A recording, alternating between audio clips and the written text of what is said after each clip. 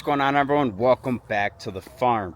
So we rented a skid steer and I got a whole bunch of work to do because this weekend I've got a little bit of lull in real estate, so I am going to get this field over here completely ready to plant, and there's some stuff that we need to do. So I've already kind of started going at it a little bit just because I just wanted to get into it and get some of this done. So I'll kind of show you where I'm at right now, and we got a lot more work. We're going to be in the skid steer almost all day tomorrow. So I rented a Bobcat T66 skid steer. I got a root bucket, which I'm going to show you guys what I've been doing over here, and then I got a soil conditioner. That thing's pretty sweet. I'll show you guys that here in a little bit. And then I got a grapple bucket, and I already messed up on the grapple bucket. I'll have to show you guys that, so that if you're watching this and you ever do rent a Bobcat and get a grapple bucket, that you won't make the same mistake that I did. But let's show you what I got going on. So I had left a bunch of hardwoods up, and I didn't really pick and choose them. The guy that I had do all the clearing kind of left pretty much all the hardwoods.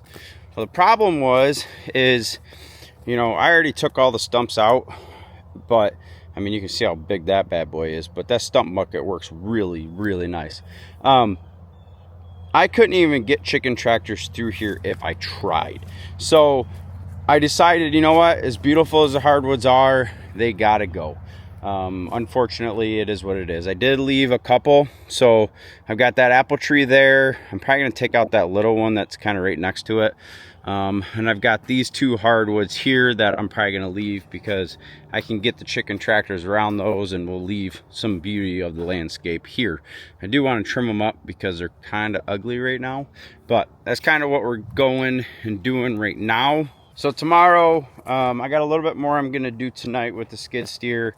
I'm probably going to use the Ford to move some of these trees. The forks on the front end loader, they work awesome. I'm literally picking up entire trees and moving them over to our big burn pile from the other pasture that got cleared. That one's not even close to ready because I've got 1, 2, 3, 4, 5, 6, 7 huge piles of trees over there that I think we're gonna burn this winter. I wish that I had like an industrial chipper that I could just throw them all in and have a whole bunch of wood chips, but I actually quoted out having a company come and do that, and they wanted like $14,000 to do that job. And I'm like, you know what, nope, we're gonna burn them, because I'm not spending 14 grand to make a bunch of wood chips when I could buy way more wood chips, and those are going to provide for a lot cheaper than doing that. So we're not going to go down that road. We still have quite a bit to do out here. We've got a couple of different of these piles, so that's why I got the grapple bucket, so that I could come in here with the grapple bucket, just, you know, claw that and just grab that and move that over to the other side to those other piles. Get this completely cleared out, and then we're going to take that soil conditioner and smooth this all out. Let me go show you guys what I mean by soil conditioner. All right, so that bad boy is a soil conditioner.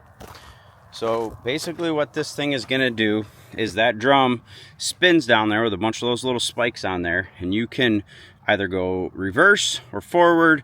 It's got hydraulic cylinders to tilt it to the side so that you can, you know, push stuff where you want to push it. So we're going to use that to get a bunch of those sticks moved, and then it's going to level out the ground at the same time. Now I do have a disc and a plow and a cultipacker for my tractor, but I had Cullen, my buddy with Dump Trailer Guy, come over and use his soil conditioner, which actually I think that was probably the same one he used. He rented it. And he has a skid steer. He owns a company that he does driveways and stuff like that. He's already done a bunch of work for us, as you guys know. And the field was fluffed up beautifully. Unfortunately, I was stupid and I didn't get out there and seed that after he had done that. That was my fault, but it did work really well to get all the sticks. If you guys remember right, this was all woods just as thick as this, and we cleared it all out to create pasture in the front half of our property. So that's the goal tomorrow. I'm gonna wake up early, get to work, and I'll probably work out here pretty late tonight with moving some of these trees around and getting as much out of here as I can tonight. And then we're gonna throw that soil conditioner on And this front section he did not do because I had the pigs over here. So this is still sticks and roots and all kinds of nasty stuff up here that I want to try and push to one of those other piles. And then once I've got it pushed over to the pile, we'll take the grapple bucket, pick as much up as we can, and then take the skid steer bucket, move those piles, and then we're going to get that soil conditioner on and clear this field out, smooth it out, and then get seed in the ground. I want to see, without putting that plow in the ground and really digging this up and making it all kinds of lumpy and bumpy, you know, I want to see by using that soil conditioner, you know, it fluffs up like the top 2 to 3 inches of topsoil. So it's going to have some nice, you know, it probably does more than the disc does. And, you know, I planted that front pasture just using the disc. I did not plow that. And the pasture came up really nice. So I'm hoping we're just going to do the same over here. The only thing I'm slightly concerned about is the fact that this was all trees. That was not. So, you know, what does this soil need? We used triple 19 fertilizer up there. We're going to use the same fertilizer back here, and we're going to see what happens. So I'm going to get working, getting as much of this big stuff moved over to the piles as I can.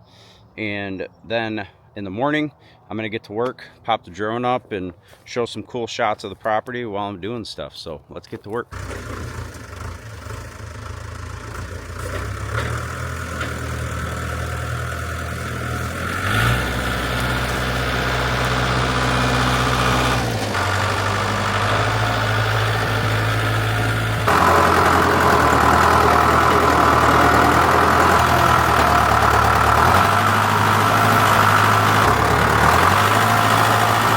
So I think what I'm going to do with this is drop it inside the pig paddock, because this is actually an apple tree. I didn't want to take it out, but it was right in the way. I mean, I wouldn't have been able to get anything through there had I not taken that apple tree out. There is another one right there that I am leaving.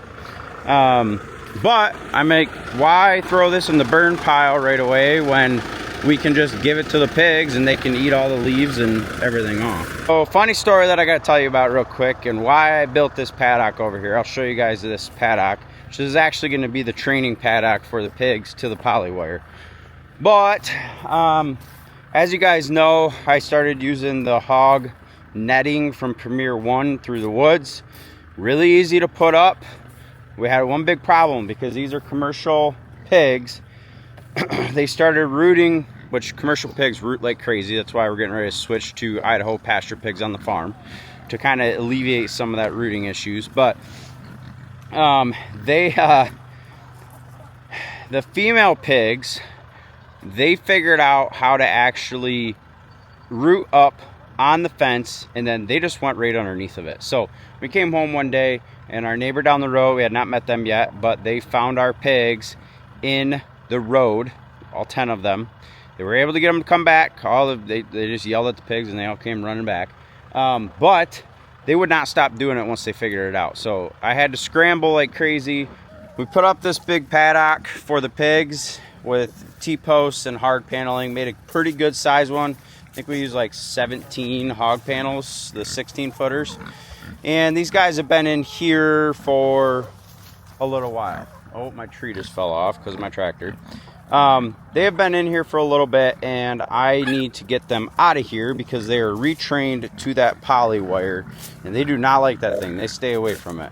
So, luckily, look at all of this lush silvopasture that has came up. Now, there's a lot of crap in here I don't want in here, but this was all wood. I had the pigs in here the other year. Everything that came up beautifully in here. So I'm going to get a polywire paddock up for them so that they can get out here and start eating all these greens.